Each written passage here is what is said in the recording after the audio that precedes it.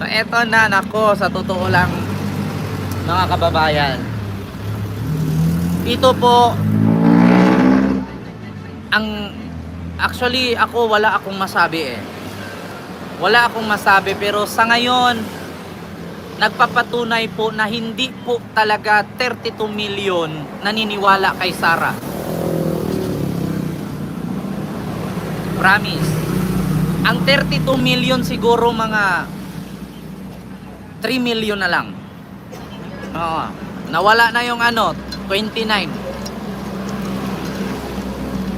Kasi biruin nyo, ultimo yung vlogger noon na kung paano makipagbakbakan, makipagmurahan, makipagtutsadahan, makipagsabayan, no? Na ipagtanggol ang mga Duterte na walang iba kundi si Jam Magno. Toxic na ang tingin sa mga Duterte ngayon. Nako po, Jam Magno naglabas na ng saloobin at naglabas na ng opinyon at sinabing mananatili siyang magsuporta sa gobyerno, di ba? Mananatili siyang suporta sa gobyerno kasi pareho lang naman kami ni Jam. Hindi ko naman sinabing pareho kami ni Jam kasi magaling talaga si Jam. Ang sa akin lang is, ayan na naman yung my mind and me. Alam mo, sa totoo lang, sinampal na kayo ng katotohanan, puro pa rin kayo na true. Sabi ni Jam mismo, gusto kong umunlad ang ating bansa.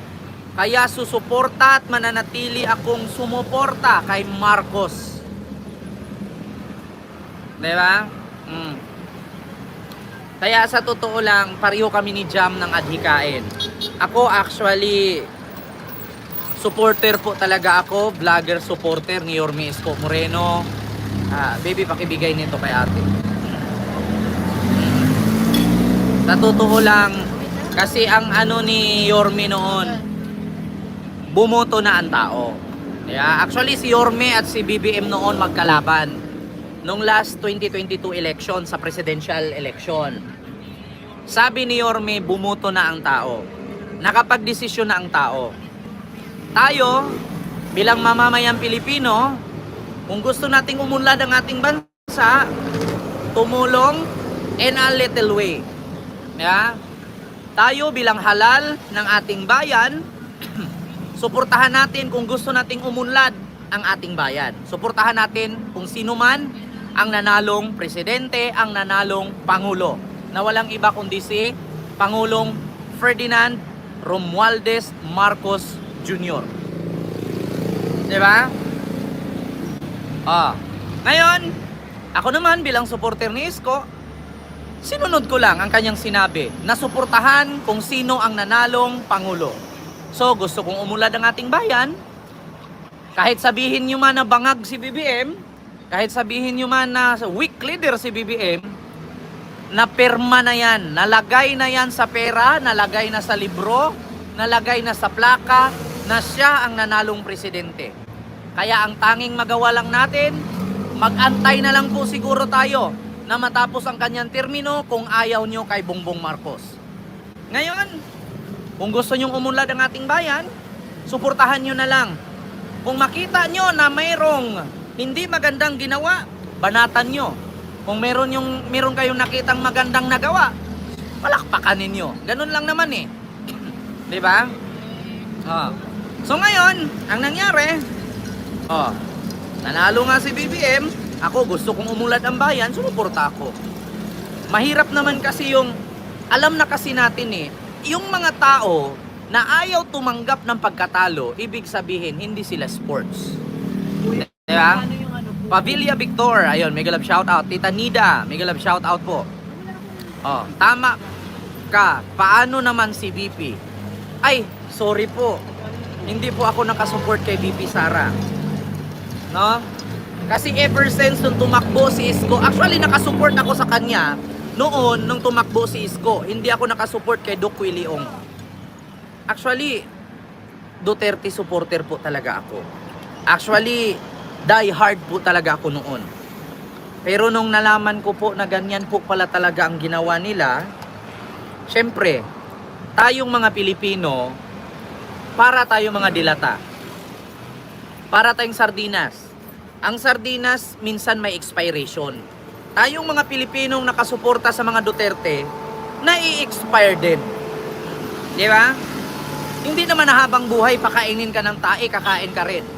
Di ba? Alam mo na na toxic na, lumayo ka na. Bakit mo ipapanatili ang sarili mo sa toxic? May stress ka lang. Di ba? Happy for Farm Day, Miguel, shout out. Sabi ni Diosdado Sarita, DDS pa rin kami. Wala namang problema kung DDS kayo. Ngayon, lagi kong ipaalala sa inyo na ang channel na to nakasuporta sa Marcos administration. Kung makarinig kayo ng hindi maganda patungkol sa mga Duterte, pasensyahan tayo. Nagkamali po kayo ng channel na pinasukan. Di ba? So ngayon, si Sara Duterte po, yung mga eksperto nagsasabi na ang sabi nila, much better daw siguro na mag-resign na lang siya kaysa ma-impeach siya. Ano nga ba ang kaibahan ng pag-resign niya at mai-impeach siya? So ito po, kapag na-impeach po si Sara Duterte, ano po ba ang mangyari? Una, na-impeach siya, bawal na po siya tumakbo or pumasok sa anumang posisyon sa government. Impeach na siya eh. Maliban na lang kung bigyan siya ng pardon ng presidente at tanggalin ang kanyang record. Katulad kay Erap noon. Kung naalala nyo si Erap, pina-impeach ni Gloria, umalit si Gloria. Ngayon, bakit nga ba si Erap nakatakbo muling mayor ng Maynila? Binigyan po siya ng pardon. So ngayon, halimbawa kapag si Sara Duterte na impeach, sino ba ang papalit sa kanya? 3 tao lang po or 4 na tao lang po. Una, ang may possibility na papalit sa kanya yung number 1 senador na si Robin Padilla. Pangalawa, may possibility na papalit sa kanya yung Senate President na kasalukuyan ngayong Senate President, si Chis Escudero. Pangatlo, ang House Speaker na si Martin Romualdez. Pang-apat, depende sa Pangulo ng Pilipinas kung sino ang kanyang gusto gawing Vice President. Pero kahit siya ang may gusto, bubutuhan pa rin yan ng Kongreso at Senado. So ngayon, ang mangyari kapag si Sara mag-resign, next election, pwede siyang tumakbong pagka-presidente. Ang tanong, kapag manatili pa rin matigas ang kanyang ulo na mismo kanyang tatay na nagsabi, Inday, mag-resign ka na, Inday. Kay bihira sa pamilyang Pilipino na ang tatay mo presidente, ang anak vice president. Bihira yan nangyari sa pamilyang Pilipinong politiko. Kaya ako, Inday, advice ko sa iyo, sabi ni Digong yan, mag-resign ka na, magnegosyo ka na lang. Kasi wala kang alam.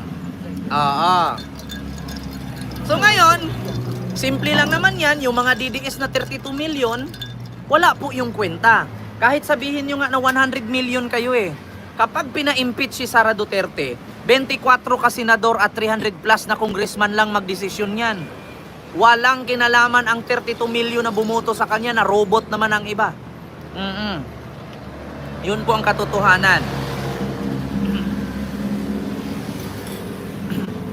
Ngayon, ang nangyari, yung vice president ninyo, bobo, tanga-tanga, inutil, walang kwenta, mananatiling matigas ang ulo, bahala siya sa buhay niya. Basta isa lang talaga ang masasabi ko, kapag na-impeach si Sara, ni tanod, wala na siyang tsansa. Maskin tanod o purok chairman, wala na siyang tsansa kapag ma-impeach. Huwag niyong sabihin bayaran ako, nagsabi lang ako ng totoo. Palibasa kasi kayo mga DDS, mga bobo kayo. Manood kasi kayo ng balita at i-check nyo sa mga abogado ano bang mangyari kung si Sara ma-impeach. Hindi yung puro lang kayo bayaran, hindi kami naniniwala sa inyo. Kaya nga hindi umuunlad ang buhay niyo eh. Kaya nga hindi kayo yung mayaman eh. Hanggang ngayon, ralihista pa rin kayo eh. Di ba? Tignan